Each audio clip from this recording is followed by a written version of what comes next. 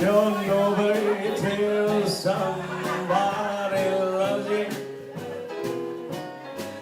You're nobody till somebody cares. You may be the king, you may possess the world as gold. How the gold won't bring you happiness when you're growing old.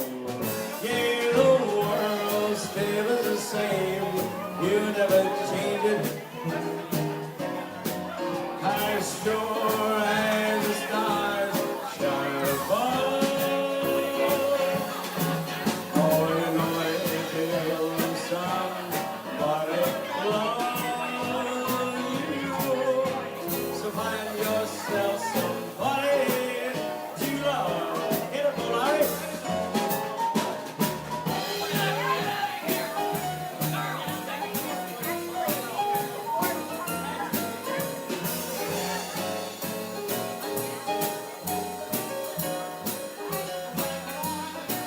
You may be the king, you may possess the world and its gold.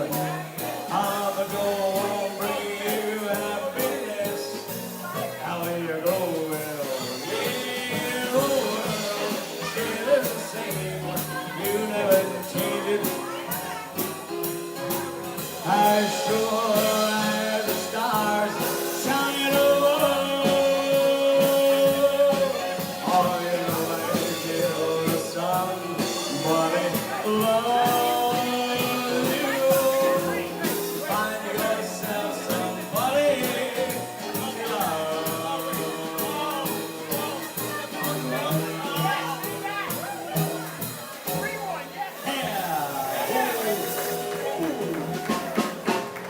Thank you. You're wonderful. We got Mark Edward Willows on the show. Hey, Mark, are you there, pal? I am there, Dean. Oh my God, I do not believe this. I am talking to Dean Martin. Actually, I am talking to Felix Deneau, and I love his name. And he is a Dean Martin tribute artist. And I certainly am. Dean, welcome to the show. And I see you have your food with you for the evening. I do. It's, this is the first drink with my right hand today. Oh, Hey, yeah. Can I do a little toast for you? yes, absolutely. Oh, here we go. Here's to all the virgins. Thanks for nothing. Salute, right? Salud. Okay, Dean, I want to ask you the first question. You have a very, very exciting career and interesting and very unique. And I sort of want to start with how all of this began. I know you are originally from Minneapolis. And tell Boy, you're smart. Yes, and tell us how. By way of Steubenville, Ohio, though. Oh, how did all of this come about? Well, I was lucky enough to be able to see all of the original shows, from the Ed Sullivan Show, Jackie Gleason Show, of course, the Dean Martin Show. And I sat on my father's lap to watch the Dean Martin Show. It was a highlight of the evening, and it was just a lot of fun. He brought on all these celebrities, had a lot of fun. He was easygoing, the king of cool. And I thought, hey, I have a talent for mimicry and impersonations. Now, Rich Little was up and coming at that time. And I was able to do about 100 and some odd voices at that time. And I was lucky enough to just click in with Dino and learn from Sinatra and Bing Crosby. The Mills Brothers was a big influence on his own style. He kind of went for that route. And I just kept collecting all of his reprise records and Capitol records. And I went from there. And I kept singing like him. I kept mastering my art. And then before you know it, I'm here today. Yes. And did you come down on the sofa to the Gold Diggers when they says, come on down, Dean? Oh, I did. And I believe I sent you some video with the original Gold Diggers. I had a photo opportunity with them, and they still look hot today. They'll look fabulous. Now, you grew up watching all of these fantastic shows. I mean, basically icons. All of these gentlemen are icons in the entertainment industry. Now, you actually went to Vegas, saw Dean's show, and what happened from there? Well, let me tell you, Mark, I had joined the Navy after I won a bunch of talent shows in high school and in Minneapolis and St. Paul. I went out to San Diego. Actually, I went out to Guam, and they brought me back to San Diego. And I still wanted to do my thing. And the Navy was gracious enough to let me actually do some talent shows. And then I represented the West Coast plus Hawaii. And then it went on to USO tours. And I won a bunch of stuff. And I won these huge plaques. And they kept me from a couple operations. They don't normally do that. But the Admiral was like, we're going to let him win some North Pacific and South Pacific tours for us and let him do his thing. And I won that. But on my weekends on Liberty, Mark, I would go up to Las Vegas. I would check the sheet because we had a wonderful program there where you could actually see who's going to be in Vegas. And I would eye it and make sure that I could be there with Dean Martin and Frank Sinatra. And I went up there, and I was losing from some blackjack and whatever. This is a true story. I was down to my last few bucks, and I put it all on red, and I won enough to see Dean Martin's show with the Gold Diggers. And I was actually dressed almost like this, but I had an old uniform. They don't have it anymore, but my dress uniform was like this, like a tuxedo, and I had my ribbons. And they brought me in right up close by the stage, and I was so excited. And he had a lull in the show, and I said, "Mr. Martin," and I stood up, and he said, "Yeah." He says, "I'm your biggest fan. I know you've heard this before, but I've collected all your albums, and I do a wonderful impersonation of you." The fellows from the USS Ajax, that's the ship I was on, they put me up to a bet, and they said, "I bet you won't go up there and meet Dean Martin," and I sure as hell did.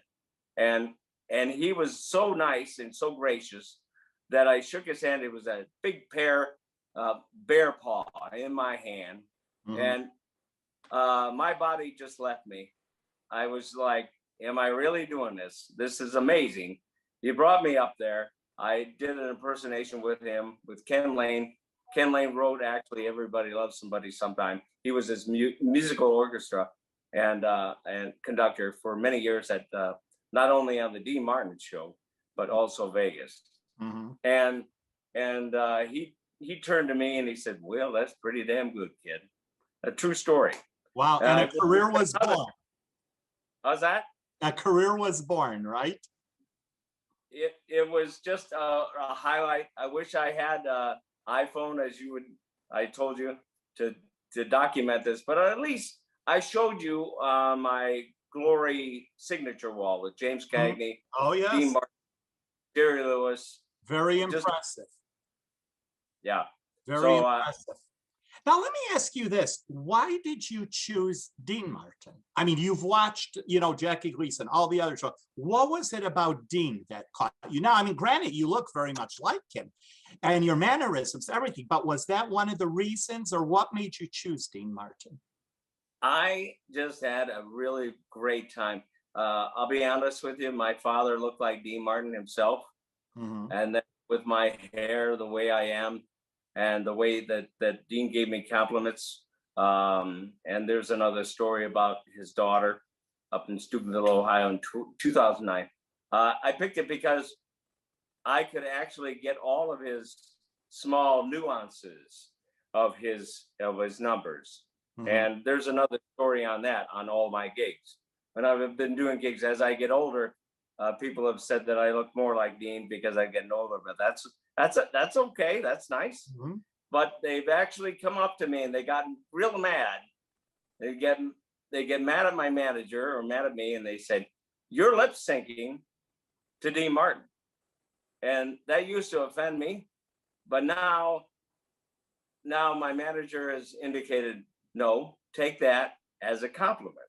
Mhm. So that's not bad. Mhm. And let me ask you, after, of course, meeting Dean, you also auditioned for Walt Disney, which is something you're doing today, performing at the Universal Studios. What made you audition for Walt Disney? Disney was up in Minneapolis, and I went up there to do my impersonations as Rich Little. Mhm. And this is funny, Mark, because I'll tell you, I did my impersonation act, of which I got very well known up there. Tom Arnold was up there. I headlined before he was at the Comedy store up there in Minneapolis, and they picked me up right away. Changed my whole life. I had a rough time because my father was fighting CB in World War II, and he had gotten cancer. He was a smoker. He smoked the same cigarettes as Dean, Kent cigarettes, and he was on his way out. But it was a bittersweet year. He was passing away. I got on stage for one of the shows that I was doing at Disney MGM Studios. I had to get on a flight to say goodbye to my dad. Now, I don't want to, that was a very tough flight. But I was very blessed to get my start there because I interviewed, oh my goodness, Florence Henderson, Phyllis Diller, George Burns, Audrey Hepburn, Bob Denver, Harvey Korman, many stars, Lauren Bacall. It went on and on. But we had it was called the Star Date program, Mark. And you had to spend the day with them in their trailer to ask what they wanted to talk about, what they wanted to do.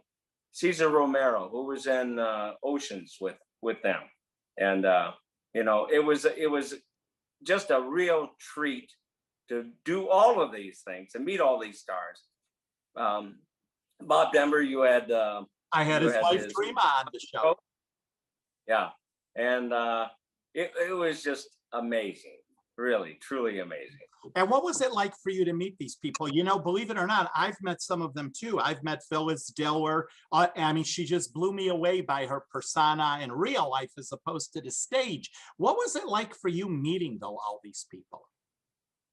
It was surreal, but they respected me, and we had to keep it very professional because they would do the imprint on the recreation of the Grauman's Chinese Theater.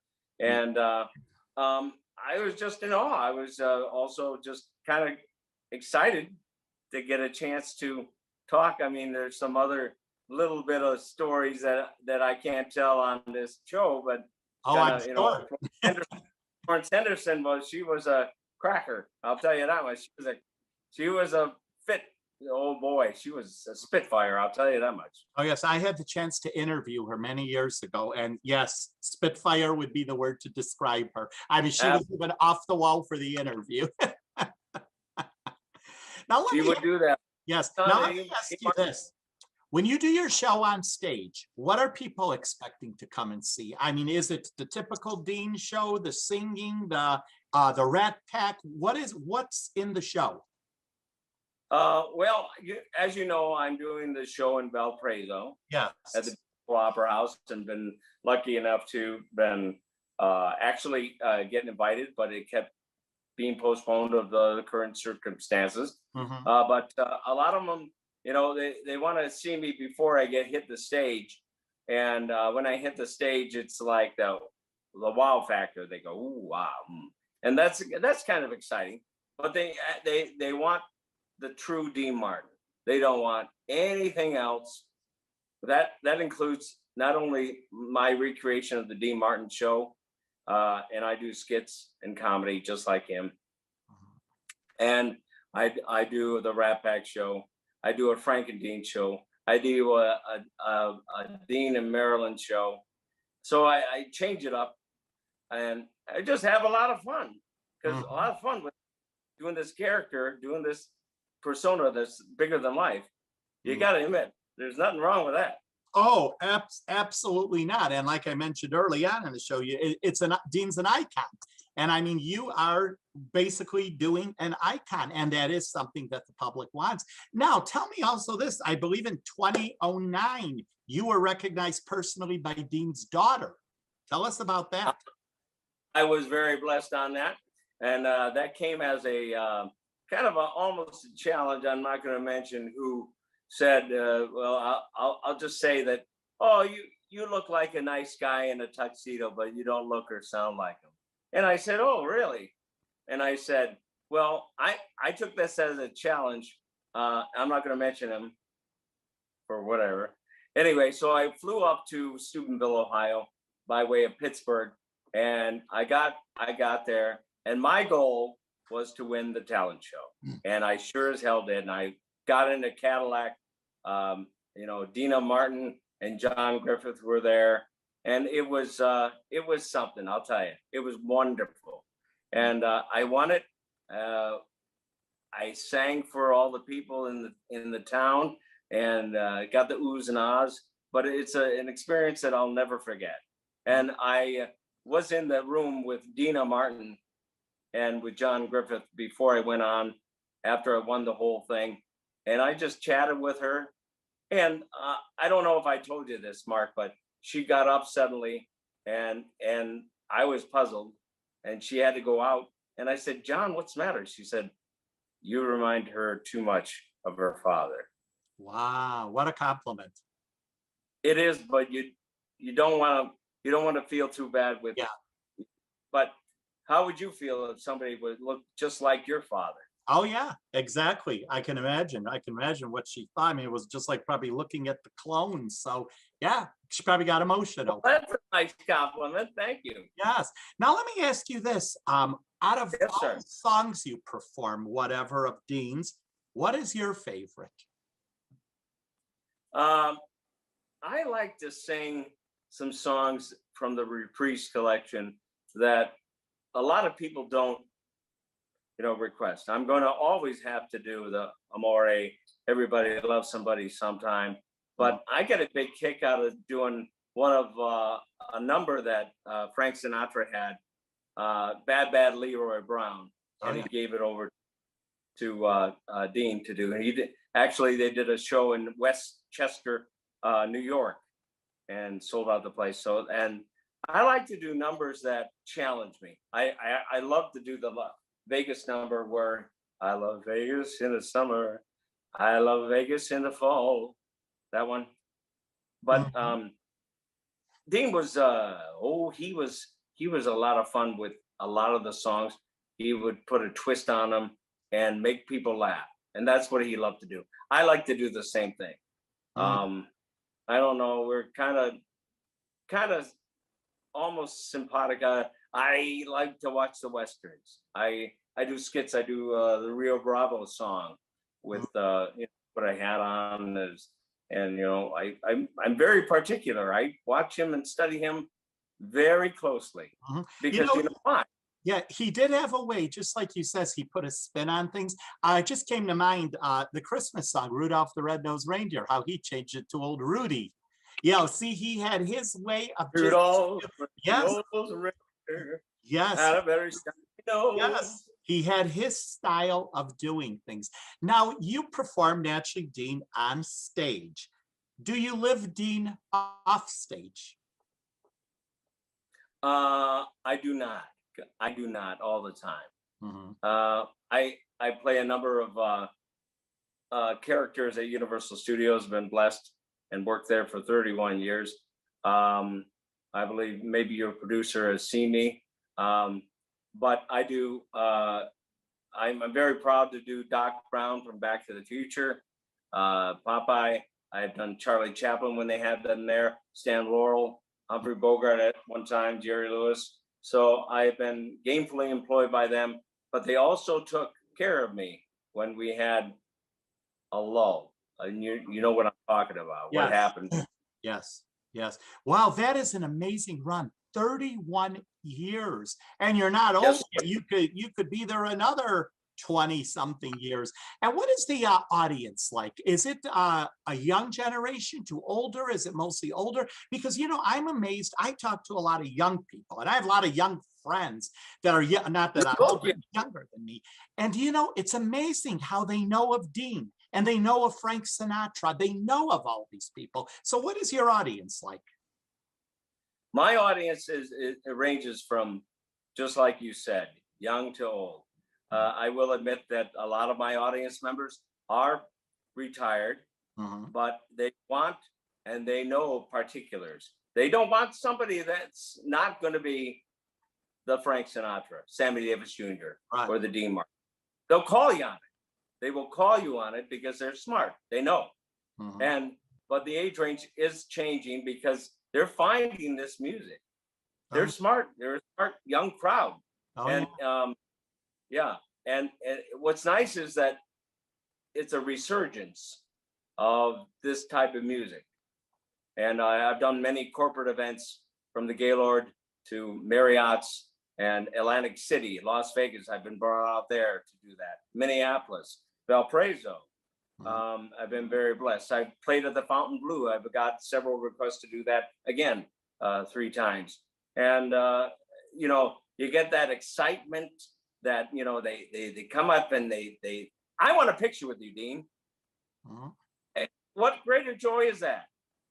Exactly. And why do you think there is a resurgence in this music? I mean, you know, it was the 50s, and you're right. It does seem like it's coming back. It's like vinyl is coming back.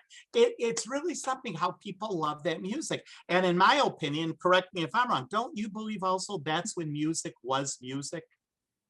I concur with you totally, Mark, because I mean, look at Michael Bublé. I like Michael Bublé. Oh yes, fantastic performer. You know, and he's gotten his own style and stuff like that. So people are finding that. And I think they're playing it because it's around the holidays. It creates joy. The older people, the older parents or the grandparents are telling them about this. They discover it, just like my kids. I have triplet girls, and you know, oh Dad, you're singing Dean again, oh Dad. But they love it. They embrace it, and they're discovering new things. But they also love all the music that I grew up with. 60s, 70s, 80s, and a little bit of 90s. But, you know, I do live in the past, but that's what they play. That's what's on their instruments and their technology.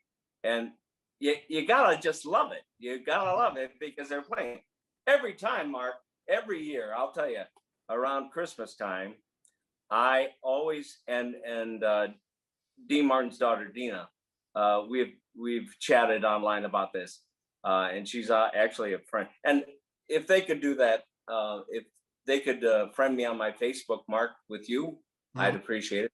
Yes. But it's an old number, and I always get interviewed around Christmas is "Baby, It's Cold Outside." One of my favorite carols. Yeah. But you know the old number too.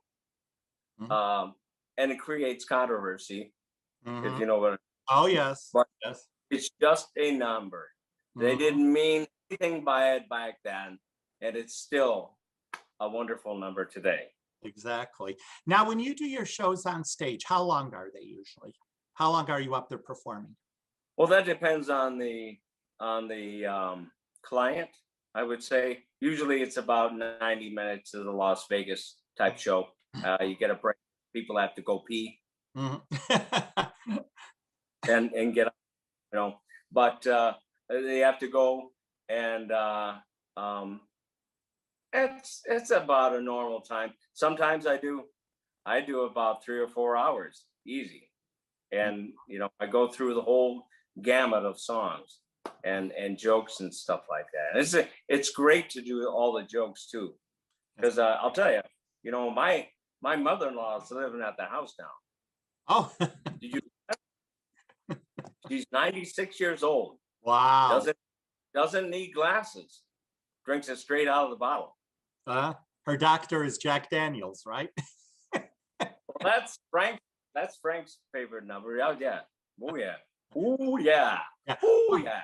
Let me ask you, if Dean was around today and he was sitting in the audience watching you, what do you think he would say? He would say, I need to be singing with you, Pally. But you're doing a fabulous job. And I think if I can do this more, it's just regenerating that type of music, Mark. You know what I mean? Mhm. I'm thinking I'm keeping it going. Mhm. What do you think? Yes, that was my question. Is that one of the reasons you're doing this? Do you enjoy that era? And it was a fantastic era for entertainment. Are you just trying to keep it up, keep it going? I do it because I love it. Mhm. I love it so much. I enjoy singing all of his numbers in every way. Sometimes I'll put it out there for them. I said, give me a challenge, name a number, and they'll say something, and I can sing it, and they go crazy. They go nuts because there's a lot of numbers that he recorded on Reprise and Capitol. Reprise was a company that Sinatra started, and of course Sammy and Dean were they were wonderful by signing up with him. No, Frank and Dean were very instrumental in the civil rights movement. Mhm. Did you know that? You knew that. Yes, yes. They would not, if Sam wasn't able to stay at the same hotel that they were at, they were going to perform, Mhm. and that was amazing. But they also did some jokes that I can never do today. Mhm. You know, can't do some of that joke, but it was that era. It was that time. Yeah, yeah. Now, can I put you on the spot for a second? Can you sing a couple of bars of whatever song of your choice? Well, what do you want to hear? Because I know them all. Well, my I know favorite is I know Everybody them, Loves but Some. Everybody Loves Somebody. That's my favorite song. Can you do a few okay. bars? Ken Lane wrote that, and that hit the top charts and knocked off the Beatles at the #1. Did you know that? Yes, I did. And And he that's sent and that is saying something to knock the Beatles off the charts. absolutely, but he also sent a telegram to Elvis, and he said, "If you can't knock them off, I will." Mhm. So everybody loves somebody sometime. Everybody falls in love somehow. Something in your kiss just told me my sometime is now. Right here with Mark Little. Wow, excellent. Excellent. Just like listening to Dean. Thank you. I didn't have my, you know. Fabulous. Anyway. Now, let me ask you, what does the future hold for you? I know you're doing Universal, you're going to Valparaiso, you're doing venues around the country. Anything else in the works? Have you ever done any CDs? Have you recorded anything? I have done some of that stuff, but you know, you're dealing with the licensing stuff. Oh yeah, even though I get blessings from the estate and everything, that's still a different monster, a different thing. Even Dina has problems trying to record something with her own father. They won't let her. Yeah. And you know, it's what it is. But as a tribute artist, you got free reign because you're just giving back to the public what they want to hear, what they want to see.